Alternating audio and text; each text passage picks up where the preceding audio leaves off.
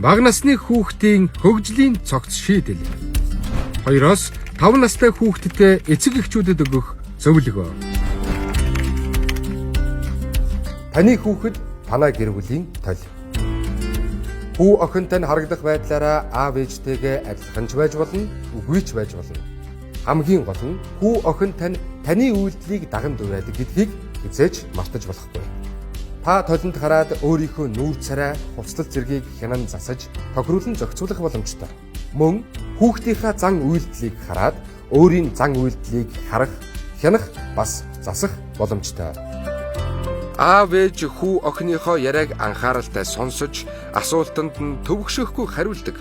Хэн нэгэнд чин сэтгэлээсээ тусалж дэмждэг бол таны хүү охин таныг анхааралтай сонсож, тантай чин сэтгэлээсээ ярилцах төдийгүй тусламж хэрэгтэй хэн нэгэнд тусалдаг, дэмждэг нэгэн болно.